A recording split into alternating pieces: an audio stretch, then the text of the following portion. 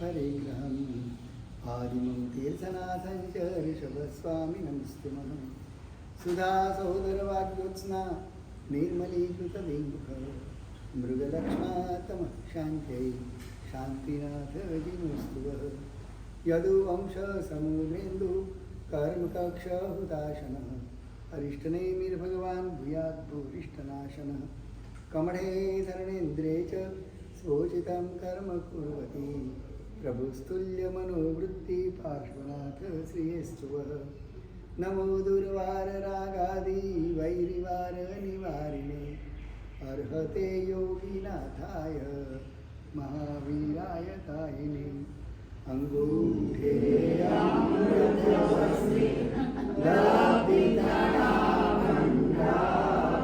श्री गुरु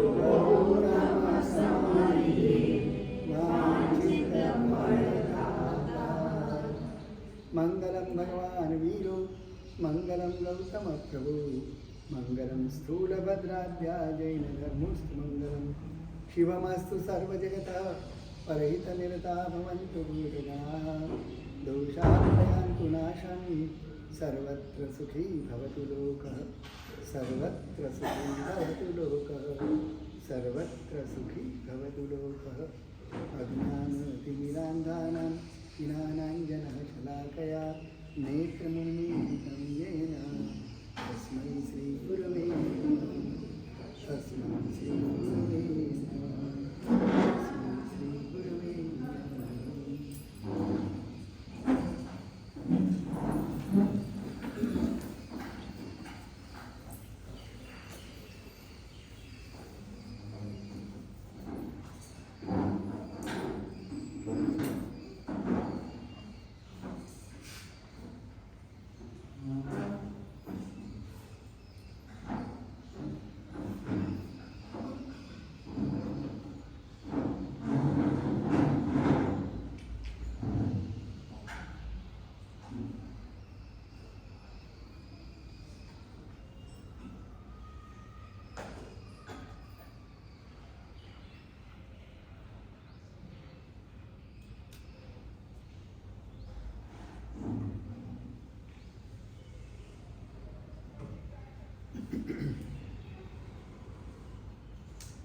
विकी क्या गया?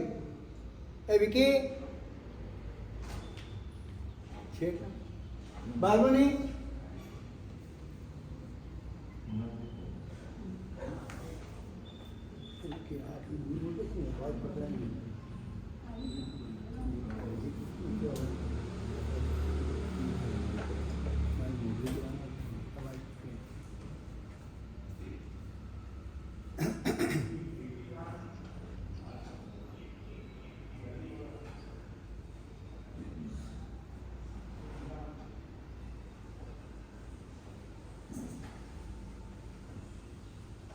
हम देख रहे हैं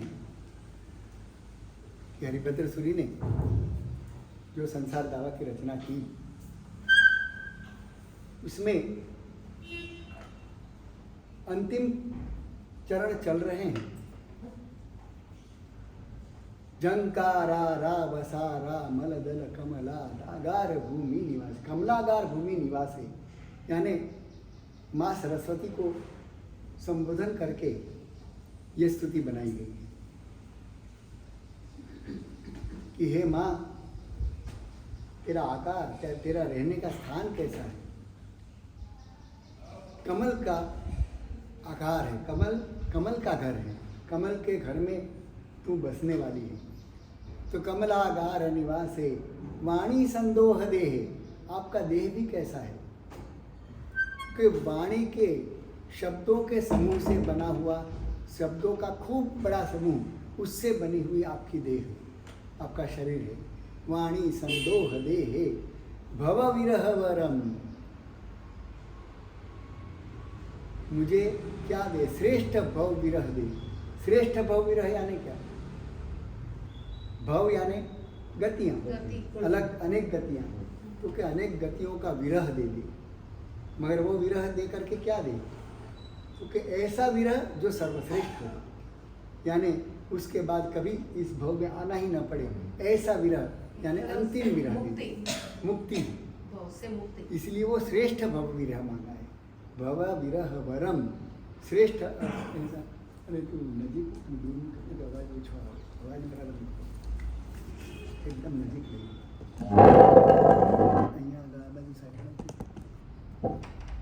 भव विरह वरम देहि में देवी। हे देवी, जो सार रूप ऐसा भव विरह जो है वो मुझे दी।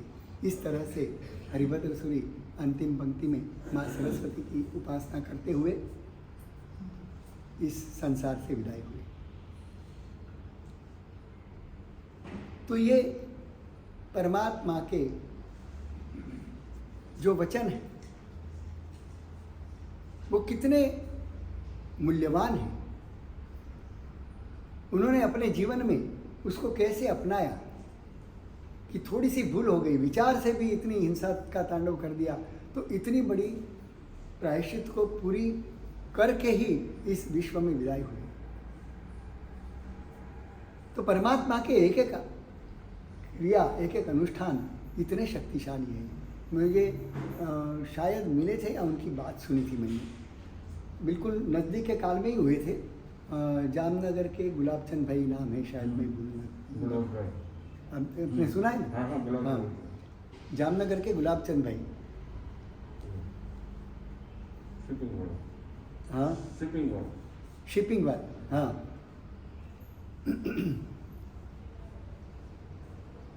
उनको कैंसर हो गया। उस जमाने की बात है, लगभग आज से 70-80 साल के पहले की बात होगी शायद। उस समय में उनको कैंसर हुआ। उतनी आज जितनी विज्ञान ने तरक्की की है और जितनी दवाइयाँ कैंसर के लिए ढूंढी हैं, जो उपाय ढूंढे हैं, उस समय में उतने नहीं थे। फिर भी जो था वो लोग उस समय भी, वो डॉक्टर अपना पूरा प्रयास करते थे मरीज को बचाने के लिए। और वो कैंसर बढ़ते बढ़ते इतना बढ़ गया, गला बिल्कुल सूज गया, अंदर गला बंद हो गया, पानी पीने तक एक बूंद तक गले में उतर न पाए, ऐसी स्थिति हो गई। और पीड़ा भयंकर थी। ऐसी पीड़ा में एक तरफ अंदर से प्यास भी लगी है, दूसरी तरफ एक बूंद भी पानी जा नहीं सके, ऐसी स्थिति है। खुराक की तो बात ही दूर रही, पानी की बूंद भी उतर ना सके, ऐसी स्थिति में आ गए। डॉक्टर लगभग 4-5 दिन बीत गए, 5 दिन में एक बूंद तक पानी उसके पेट में गया नहीं था। ऐसी स्थिति में डॉक्टर को कहा कि डॉक्टर साहब ऐसा कुछ करो कि पानी मिल जाए, मुझे कुछ खाने नहीं मिलेगा तो चल जाएगा, मगर बिना पानी से एक एक पल में कैसे गुजारा हूँ मेरा ही मन जानता है। बोल भी नहीं पाता था, आवाज़ भी निकल नहीं रही थी। ऐसी स्थिति में वो इशारे के अलावा कुछ बता भी नहीं पाते थे कि मेरी क्या पीड़ा है, क्या वेदना है। ऐसी भयंकर स्थिति में डॉक्टर ने कहा कि एक रात निकाल दो, कल मैं कुछ करता हूँ, कोई उपाय ढूंढ लेता हूँ जिससे तुम्हारे गले में कुछ नहीं होगा, तो एक नली डाल के भी मैं पानी अंदर डालने की कोशिश करूँगा, मगर आज की रात निकाल दो कुछ भी करके, क्योंकि सूजन इतनी है कि मैं नली भी डालूँगा तो वो घाव हो जाएगा। इतना बंद हो चुका है, इतना ब्लॉक हो गया है कि उसको मैं फाड़ के कैसे नली डालूँ वो मुझे सोचना पड़ेगा। ऐसी स्थिति हो गई। अब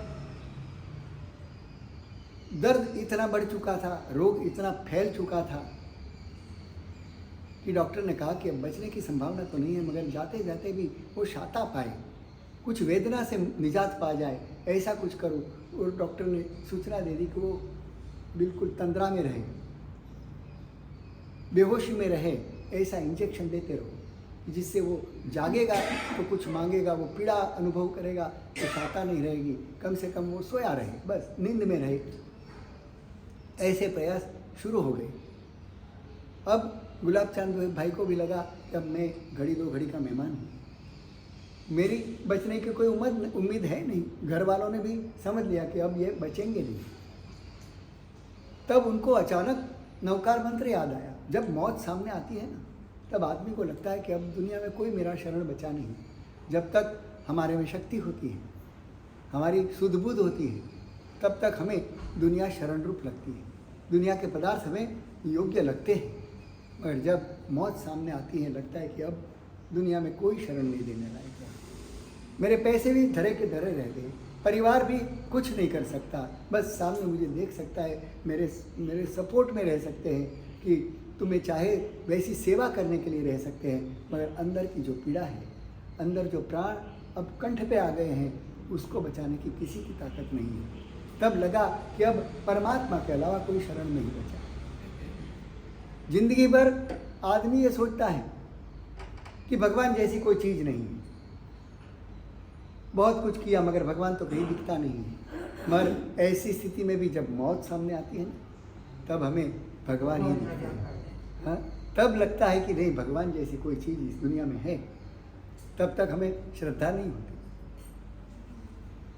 तो उनको भी लगा कि अब मुझे बचाने वाला इस दुनिया में कोई नहीं बचा है।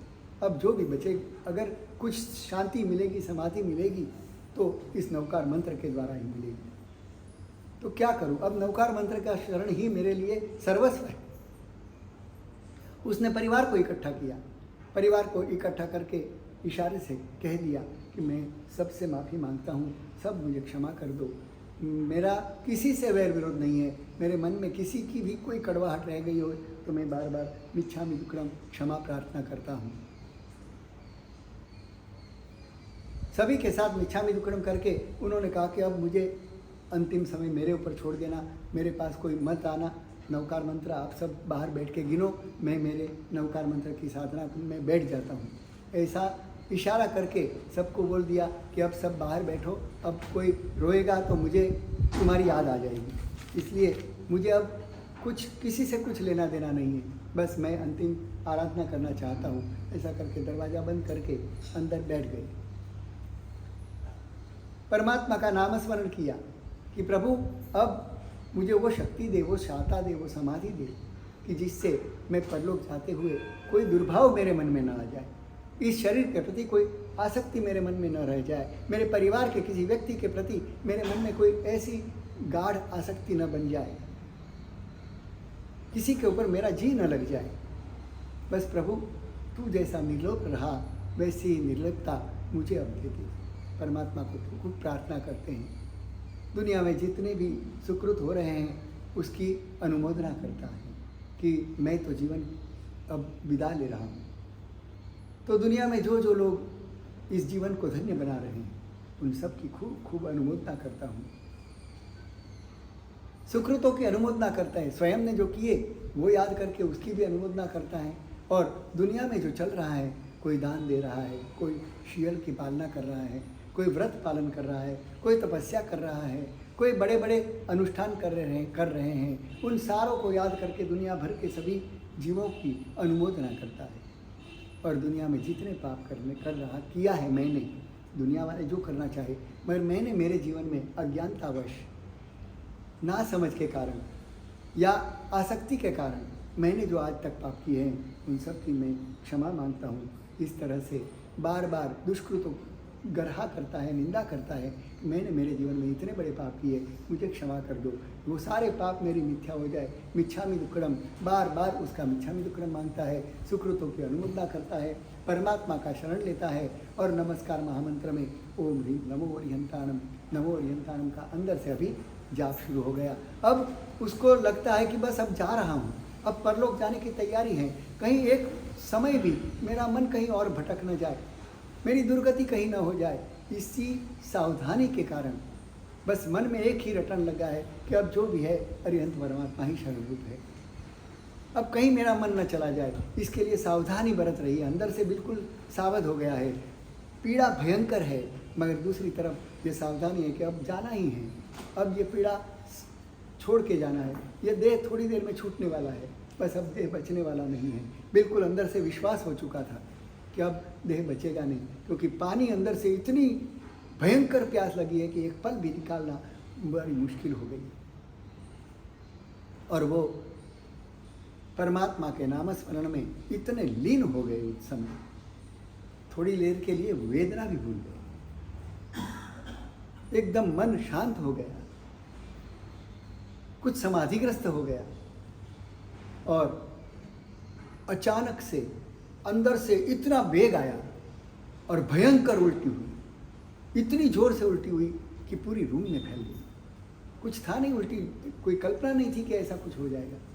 और अचानक उल्टी हुई, उसमें मांस के कुछ टुकड़े भी निकले, खून भी निकला। लगा कि बस ये अंतिम खत्म हो गया। और इतनी भयंकर वेदना थी उस उल्टी के समय कि वो आदमी बेहोश हो गया। सारे लोग आसपास बाहर ही बैठे हुए थे, नौकार गिन रहे थे, उनको लगा कि कुछ हो गया। सारे लोग एकदम अंदर आ गए, देखा तो उल्टी हो गई थी, अंदर खून निकला हुआ था, कहीं मांस के लोचे भी पड़े हुए थे, टुकड़े पड़े हुए थे लोगों, और वो खुद बेहोश हो गए थे। सब लोगों ने कुछ उपचार किया, हवा डाली, कुछ पानी मुंह में डालने की कोशिश की, वो तो बेहोश पड़े थे।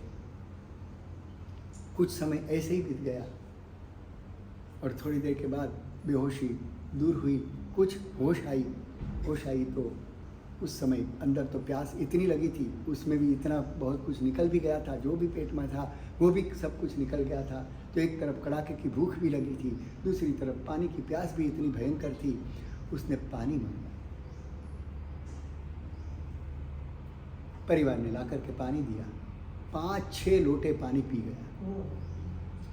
पहली बार शरीर में कितनी दिनों के बाद पानी गया। लोगों को लगा कि ये क्या हो गया, क्या चमत्कार हुआ। और थोड़ी देर में कुछ मांगा कि दूध दे माँ, मैं दूध पी के देखता हूँ। तो परिवार ने दूध ला करके दिया, दूध पिया, नींद आ गई, सो गए।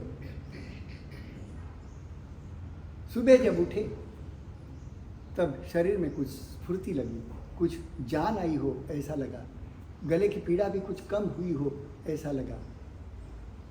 कुछ दिन पानी पीते गए, दूध, पौष्टिक आहार वगैरह लेने लगे। कुछ दिनों के बाद शरीर में कुछ खून आया, शरीर अच्छा होने लगा। डॉक्टर को जाकर के 1 महीने के बाद बताया, डॉक्टर ने कहा कि तुम्हारे शरीर में जो रोग था वो बिल्कुल कम हो चुका है, अब तो नहीं के बराबर रहा है। आपने दवाई क्या की? अब उसके पास कोई दवाई थी नहीं। उसने कहा कि डॉक्टर साहब मुझे पता नहीं मैंने कौन सी दवाई की, मैंने और कोई दवाई ली नहीं, बस नवकार मंत्र का ध्यान किया, सभी जीवों से क्षमा मांगी, सभी के सुकृतों की अनुमोदना की, पापों की प्रायश्चित की, बस इसके अलावा मेरे पास कोई दवाई नहीं है। डॉक्टर ने कई बार पूछा उनको, इसके अलावा कुछ लिया है? डॉक्टर को इन चीज़ों के पे विश्वास होता है कि खाली नवकार मंत्र गिने और तुम्हारा कैंसर मर गया?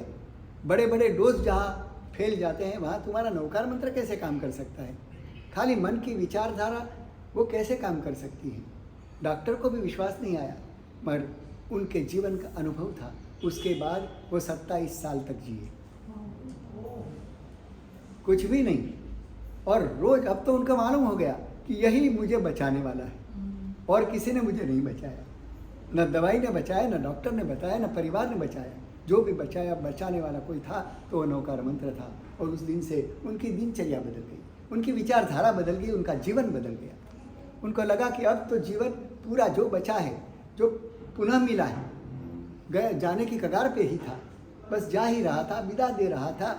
समझो कि यमराज के द्वार पर दस्तक दे करके मैं वापस आया। अब जो मुझे मिला है बिल्कुल बोनस में मिला हुआ है, इसका अब तो इसी के लिए उपयोग लेना है और कहीं नहीं लगाना है। और वो उन्होंने पूरा जीवन नवकार के लिए समर्पित कर दिया। अब तो रोज़ का उनका कार्यक्रम हो गया, रोज़ पूजा करने जाते थे, 2-2 घंटे मंदिर में बैठते थे, परमात्मा की दिल लगा के पूजा करने लगे। रोज़ घर पे आकर के रोज़ मैत्री भावना, क्षमापना, सुकृत की अनुमोदना, दुष्कृत की निंदा, चतुशरण गमन, ये सारा जो पंचसूत्र में सहज मल ह्रास के जो उपाय बताए हैं, तथा भव्यत्व का परिवार, तथा ये शब्द आपको भारी लगते होंगे कि तथा भव्यत्व क्या है, सहज मल क्या है। ये जो अनंत काल से हमारी आत्मा अनेक कुसंस्कार लेकर के आई हुई है, सोने की खदान में जो अशुद्धियाँ सोने के साथ मिली हुई हैं, उसको कहते हैं सहज मल। सहज इन पापों के प्रति हमारा जो पक्षपात है, पाप के प्रति जो रुचि है, उसको कहते हैं सहज मन। उसका ह्रास हो, पाप की रुचि टूटे। क्योंकि हम कभी कभी पाप का त्याग कर देते हैं, मगर पाप की रुचि का त्याग नहीं होता। पाप के प्रति जो हमारा एक लगाव है वो नहीं छूटता है। पाप छूट जाता है कभी कभी। सिर्फ पाप छूटने से कुछ नहीं होता, क्योंकि अंदर अगर तुम्हारी रुचि पड़ी है तो आज नहीं तो कल वो वापस तुम पकड़ ही लोगे। क्योंकि तुम्हें रुचता क्या है, तुम्हें अच्छा क्या लग रहा है, वही तुम वापस पकड़ोगे। ठीक है, आज मैंने कुछ बता दिया तो पाप की क्रिया तुम छोड़ दोगे। क्रिया मात्र छूटने से पाप छूटता नहीं है, पाप की रुचि छूट जानी चाहिए। तो गुलाबचंद भाई के जीवन में पाप की रुचि ही टूट गई। अब उनको परमात्मा की रुचि लग गई और लगता था कि रोग मुक्त तो हुआ, मगर ये रोग मेरे जीवन में है। आज ऐसी कोई आधुनिक व्यवस्था नहीं है कि ये रोग निर्मूल हो सके, क्योंकि उस समय टीबी के लिए भी कोई इलाज नहीं था। टीबी भी लाइलाज था, तो कैंसर तो बहुत बड़ी बात है। तो उन्होंने सोचा कि ये जो हुआ है उससे हो सकता है कि मैं 2-4 महीने और भी निकाल लूँगा, उससे ज़्यादा तो निकालने वाला हूँ नहीं। इसलिए मन की तैयारी हो चुकी थी परलोक जाने की, कि मैं कभी भी इस लोक को छोड़ करके परलोक पे चला जाऊंगा। इसलिए हो सकता है मैं आज ही कहीं परलोक चला जाऊं, 2-4 दिन में ही मेरी शमशान यात्रा निकल जाए, तो वो 2-4 दिन ही मेरे हाथ में है, बाकी तो मेरा जीवन समाप्ति के कगार पर है। तो अब उसको हर दिन लगता था कि मैं आज भी जा सकता हूँ, तो ऐसी तैयारी कर लूँ कि आज भी चला जाऊँ तो कोई दिक्कत नहीं आए। हर दिन उसके लिए परलोक के जाने की तैयारी का बन गया। 27 साल तक ये सिलसिला चला। हर दिन उसको लगता था कि आज भी मैं जा सकता हूँ। अगर आदमी ये बात मन में माइंडसेट कर ले, हर व्यक्ति, मैं और तुम सब की बात करता हूँ, मैं भी वही तुम्हारी लाइन में ही हूँ, कोई अलग नहीं। मुझे भी लग रहा है कि अभी तो 68 हुए हैं, अभी तो बहुत बाकी है। कई लोग 100 साल जिए हैं, 100 साल में मेरा भी नंबर हो सकता है। अभी भी ऐसा लग रहा है कि अभी तो 30-32 साल कुछ होने वाला नहीं, और भरोसा पल का भी नहीं। कितनी छोटी उम्र में कितने लोग चले जा रहे हैं हमारे नज़र के सामने, और अच्छे अच्छे।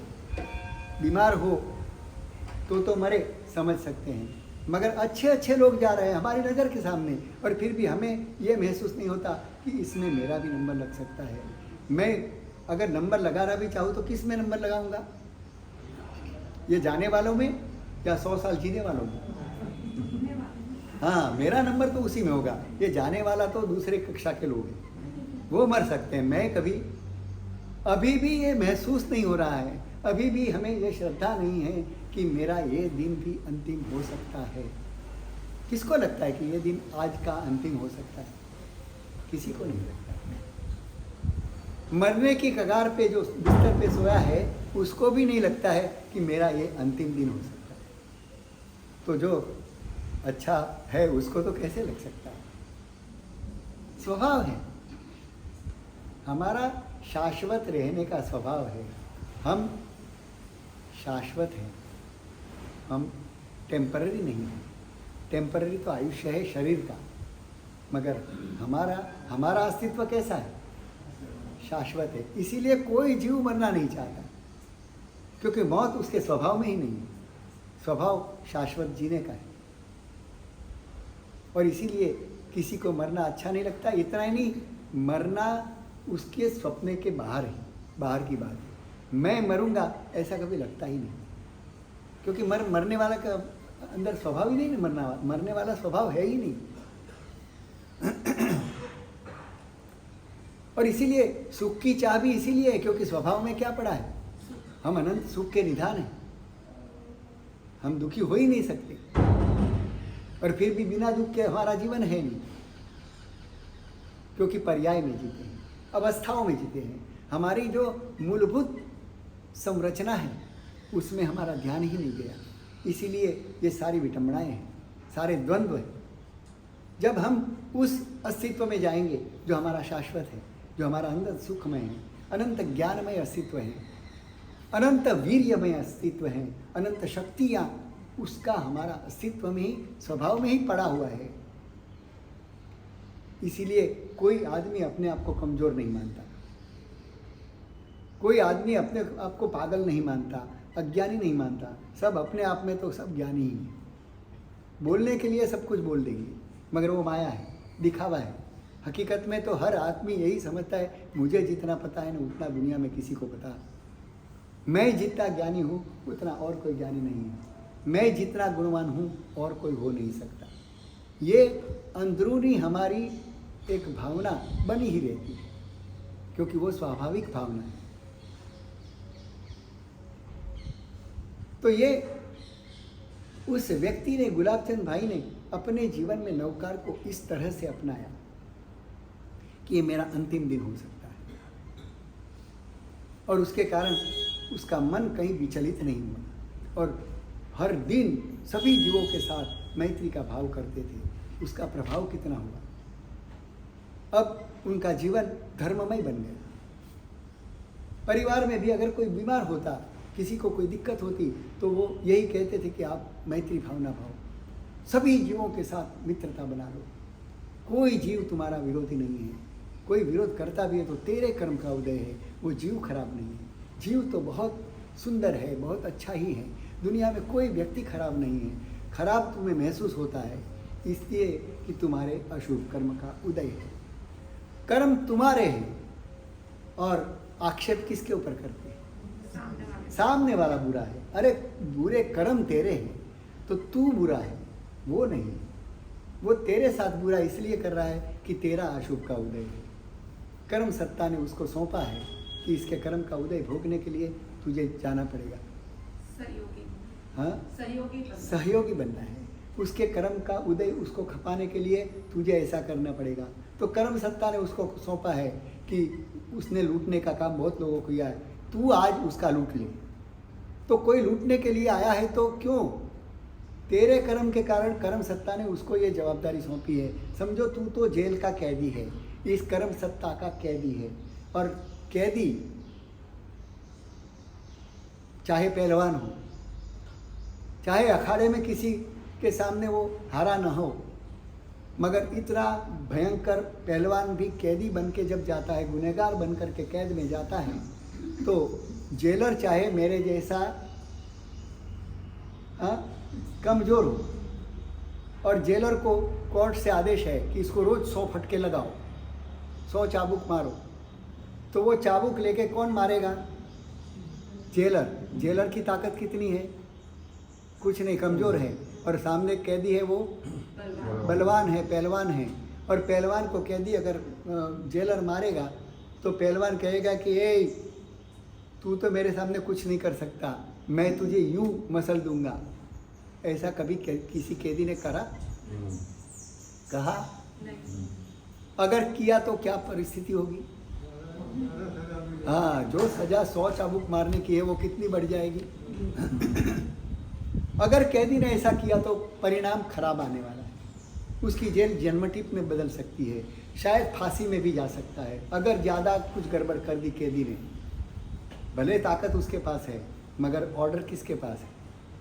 जेलर के पास है। तो हमारी आसपास की जितनी दुनिया है वो सारे जेलर हैं और हम कैदी। ये समझ लो, अपने आप को कैदी समझ लो कि तुम कैदी हो कर्मसत्ता के, और ये जेलरों को काम सौंपा है कि कोई तेरा धन लूट जाएगा, कोई तुझे गालियां दे के जाएगा, कोई फटका मार के जाएगा, कोई तेरा धंधा चौपट कर देगा, कोई कुछ कर देगा, क्योंकि सबको अपनी अपनी ड्यूटी जेलर को सौंपी हुई है। ये कोर्ट ने दी हुई है, कर्मसत्ता की कोर्ट ने, और ये लोग सब तेरे लिए ये काम करेंगे। तो वो क्या कर रहे हैं? कोर्ट का हुक्म मान रहे हैं। किसका हुक्म मानना चाहिए, तेरा कि कोर्ट का? उन लोगों को क्या करना चाहिए, तेरे हुक्म के अनुसार या कोर्ट ने जो बताया वो उसके अनुसार करना पड़ेगा? बस कोर्ट ने उनको सबको हुक्म दिया है, वो करते हैं। अब तू अगर उसके साथ स्ट्रगल करने गया, उसके साथ झगड़ा करने गया, तो क्या परिणाम आएगा? हाँ, तेरी कैद बढ़ेगी। तो जो जेलर कर रहे हैं ये सारे जेलर हैं, अपने आसपास अपना परिवार, अपने आसपास के पड़ोसी, अपने मोहल्ले वाले, अपने देश वाले, अपने समाज वाले, ये सब जेलर हैं हमारे लिए। वो जो करते हैं बिल्कुल न्यायपूर्ण व्यवहार है, उनका कोई व्यवहार अन्यायपूर्ण नहीं है। ये माइंड सेट करना है। अगर हमें स्वस्थ रहना है, अगर हमें समाधि पानी है, कैद में भी मौज से रहना है और कैद की सज़ा से अगर छुटकारा चाहिए, तो जो जेलर सज़ा दे रहा है बड़े शांति से भुगतिए, उसका कोई विरोध मत करो, कभी न्याय के लिए गुहार मत डालने जाओ, क्योंकि न्यायपूर्ण है। ये कर्म सत्ता की जो कोर्ट है बिल्कुल निष्पक्षपाती है। ये सुप्रीम कोर्ट गड़बड़ कर सकती है, यहाँ की इस व्यवहार की, इस दुनिया की दिल्ली की सुप्रीम कोर्ट गड़बड़ कर सकती है, मगर पूरे ब्रह्मांड को चलाने वाली जो कर्म सत्ता है वो कभी गड़बड़ नहीं कर सकती। एक आज्ञा भी बिना गुनाह के वो दे नहीं सकती। इतनी निष्पक्षपात, इतनी कानून के अनुसार चलने वाली इस कोर्ट के अनुसार जो भी तुम्हें कष्ट देने वाला आता है वो सब तुम अगर स्वीकार करते चलो तो हो सकता है तुम्हारी 50 साल की कैद कितने में बदल जाए, कम हो जाए। होता है कि नहीं? इस दुनिया की कोर्ट में भी अगर तुमने सज़ा शांति से भोग ली, सामने से कोई विरोध नहीं किया, तुम्हारा वर्तन कोर्ट में व्यवहार तुमने अच्छा किया, तो अपने आप सज़ा कट जाती है कि नहीं? बस ऐसे ही ये दुनिया का नियम है, कानून है। उस कानून के तहत अगर तुमने सज़ा बिल्कुल शांति से सह ली, भगवान ने यही संदेश दिया है, परमात्मा ने हमें अपने जीवन के द्वारा ये संदेश दिया है। इस संदेश को हमें पकड़ने आना चाहिए, क्योंकि भगवान के उपसर्गों को हमने देखा, सुना, भगवान की तपस्या को हमने सुनी कि भगवान ने इतनी सुंदर तपस्या की, तो वो तप को भी हमने अपनाया। परमात्मा ने जो धर्म बताया वो धर्म के अनुष्ठान भी हमने किए, मगर परमात्मा के इस पहलू पे हमारा ध्यान बहुत कम गया है कि परमात्मा को जो भी पीड़ा देने वाला आया उसके प्रति परमात्मा ने क्या व्यवहार किया, क्या किया? समता से सह लिया। परमात्मा क्षत्रिय थे, तीर्थंकर का जीव था, यानी अंतिम शरीर कैसा मिला होगा? परमात्मा का अंतिम शरीर कैसा था? कितना बलवान था, बल्कि कोई कमी थी? चक्रवर्ती भी उनके सामने कुछ नहीं था। देवलोक का इंद्र भी उसके सामने, सारे इंद्र मिल करके भी जो शक्ति लगाए उससे भी अनंत गुण शक्ति परमात्मा तीर्थंकर की होती है। चरम देह में, अंतिम देह में इतनी शक्ति होती है, इतना रूप होता है कि देखते ही आदमी आकर्षित हो जाए। इतना जबरदस्त रूप होता है, इतना बल होता है, और इतना बलवान, इतना रूपवान। जब साधना के मार्ग पर गए तो क्या शक्ति होगी? उसमें आत्मबल भी मिला, साधना का बल भी मिला। और ऐसे समय में कोई ग्वाले का, एक सामान्य 2 कौड़ी का आदमी उसके कान में कील ठोकने जाए, ताकत है उसकी। खाली भगवान उसके सामने आंख भी करते ना तो उसको वहीं पेशाब छूट जाता, इतना डर जाता, कांप जाता कि मैं किसके सामने जा रहा हूँ। इतनी ताकत रखने वाले परमात्मा, और एक सामान्य 2 कौड़ी का आदमी, वो ग्वाला उनके कान में कील ठोकने जा रहा है, तो भगवान कहते ठोक ले, मेरा हिसाब चुकते कर दे, मैं तेरे से बहुत कुछ पीड़ा तुझे दे करके आया हूँ, तू पीड़ा दे दे, मेरा हिसाब चुकते कर दे। उसने कोई विरोध नहीं किया। अगर परमात्मा चाहते तो रोक सकते थे ये सारी पीड़ाएं और शांति से ध्यान में बैठ सकते थे। जब दीक्षा ली तब इंद्र ने खुद ने विनती की है भगवान को कि प्रभु आपके कर्म बहुत कठिन हैं, मैं देख रहा हूँ अवधि ज्ञान में, आपकी साधना में बहुत विघ्न आने वाले हैं, आप मुझे अनुमति दें कि आपको अगर कोई कष्ट देने आए तो मैं आपकी रक्षा करूं, आपकी साधना बराबर चलती रहे, आपकी साधना को डिस्टर्ब न होने दूं, बस इतनी मुझे अनुमति दो। तब भगवान ने क्या कहा? बहुत बढ़िया, तू मेरी सेवा में 24 घंटे रहना, ऐसा कहा? नहीं। क्या कहा? हमें अगर ऐसी कोई ऑफर दे दे तो दीक्षा लेते ही समय कोई आकर के कह दे कि महाराज आप तो दीक्षा के मार्ग पर जा रहे हो, मैं तो दीक्षा नहीं ले सकता, मगर तुम्हारे साथ एक चौकीदार की तरह खड़ा रहूँगा, एक बॉडीगार्ड की तरह खड़ा रहूँगा, तुम जब साधना में बैठोगे ऐसी हवा डालता रहूँगा कि एक मच्छर तक आपको काटे नहीं, आप अपनी साधना में लीन रहना, बस एक मच्छर भी आपकी साधना को डिस्टर्ब न कर सके, ऐसा ध्यान मैं रखूँगा, एक मक्खी भी तुम्हारे शरीर पर बैठने नहीं दूंगा, इतना ध्यान रखूँगा।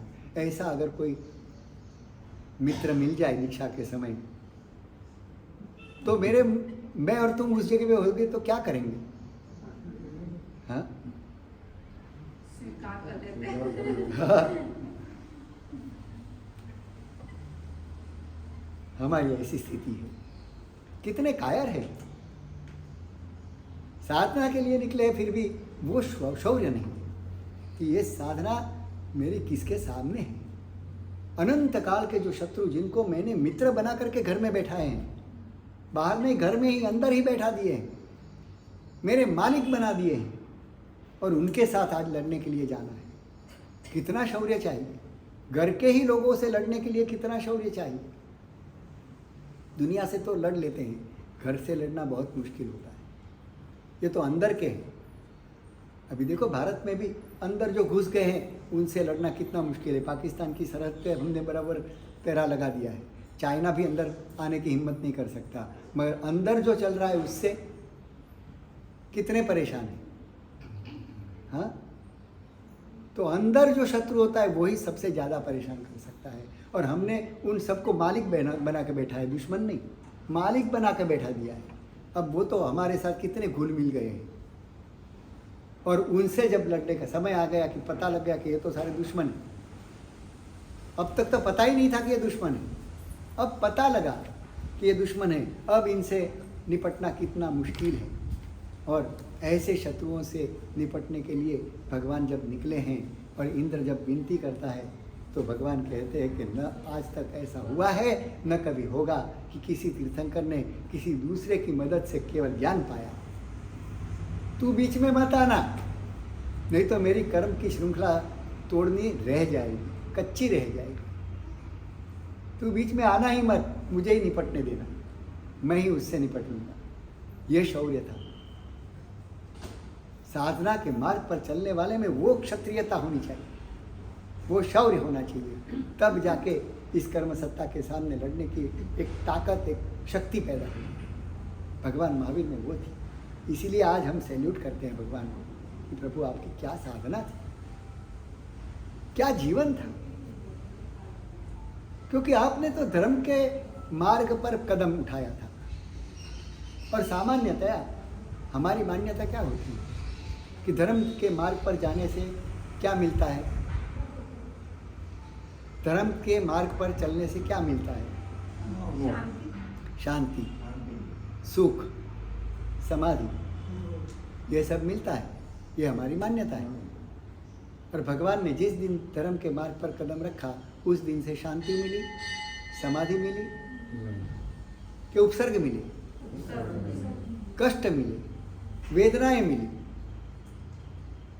आप सोच के तो देखो, मैं आपको नौकार मंत्र दूँ, रसिक भाई, आपको कोई कष्ट आया है और आप मेरे पास आए और मैं कहूँ कि भाई तुमको बहुत नुकसान जा रहा है, ये नौकार मंत्र दे रहा हूँ, कल से इस तरीके से इसको गिनना शुरू करना, तुम्हारा नुकसान धीरे धीरे कम होता जाएगा। और नौकार नहीं लिया था तब आप और रोज़ का 100 रुपये का नुकसान जा रहा था, और मेरे से नौकार लेने के बाद आप घर पे गए, बड़े श्रद्धा से नौकार लिया, लगा कि गुरुदेव ने बहुत अच्छा मंत्र दिया है, इस मंत्र से मेरे कष्ट अब कम होंगे, मेरा जो नुकसान जा रहा है 100 रुपये का, उसके बदले कल से अब नुकसानी में कटौती आएगी। ऐसी श्रद्धा के साथ तुमने नौकार गिनना शुरू किया, और जिस दिन से नौकार शुरू किया दूसरे दिन से 100 की जगह 200 का घाटा आने लगा। 2-4 दिन तो फिर भी श्रद्धा रखी कि आज नहीं तो कल घाटा कम होना ही है, गुरुदेव ने मंत्र दिया है, उससे अच्छा ही होगा। कुछ 2-4 दिन गए और घाटा 300 का शुरू हो गया, फिर भी श्रद्धा टिकी रही, बड़ी मुश्किल से टिकाई रही। फिर 2-4 दिन और गए और घाटा 400 का शुरू हो गया। अब मुझे पूछने आओगे कि महाराज नौकर चालू रखे कि बंद करूं? हाँ? पूछने आओगे? हाँ, समझ गए कि अब तो नौकर लिया है तब से तो मिट्टी पलित हो गई, ऊपर से नुकसान घाटा बढ़ता गया, ये नौकार कुछ उल्टा पड़ गया। नौकार भी उल्टा पड़ सकता है, पड़ सकता है, मगर हमारी श्रद्धा नहीं है। हम ये डंके की टोच चोट पर बोल नहीं सकते कि नौकार कभी किसी काल में उल्टा नहीं हो सकता। नौकार तुम्हें फल ही देने वाला है।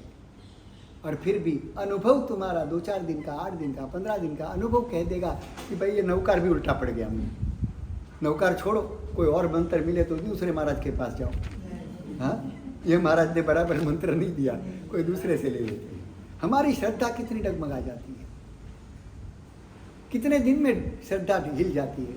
1-2 दिन फिर भी टिक जाएगी, 2-4 दिन, 8 दिन भी अगर ऐसा ही कड़वा अनुभव होता गया और अनुभव अगर ज़्यादा बुरे की ओर जाता हो तो हम बिल्कुल उस धर्म से च्युत हो जाएंगे, धर्म को छोड़ देंगे। मगर परमात्मा, अरे टाइम हो गया, आज तो ब्यास में इच्छा में क्षमा समावन देव जाने जाएंगे। मुझे लगा खड़े खड़े क्यों खड़े सुन रहे, समझ में नहीं आया। इचकार सुराय सुख तपास शरीर वाला सुख से जाता नहीं स्वामी साधा छे। इच्छा में क्षमा समावन देव जाने जाएंगे मंत्र इच्छा करने संदेश को ना पुत्र वितरम रायम खामेव इच्छा खामेव रायम जंकिंची अपत्यम परपत्यम पत्ते पाणे छे आलावे सला उच्चासन समासन अंतर्वासाय विवासाय जंकिंची मज्जविनम परिणाम सोमवारवा तो बे जान न जान तस्मिन् इच्छा में दुःखम इच्छा में क्षमा समावन देव जाने जाएंगे सीआई मंत्र दामी इचकारी भगवान पसाय करे पचकांगी अस्तराव सोजी नौकार सिटी आईएमबी एकाशनो बेसनो બધું આવી જશે એમાં नमो वरियंताणम नमो सिद्धाणम नमो हरियाणम नमो वज्जायाणम नमो सब्बसाहुणम ईसो पंचनमुक्कारो सब्बपाप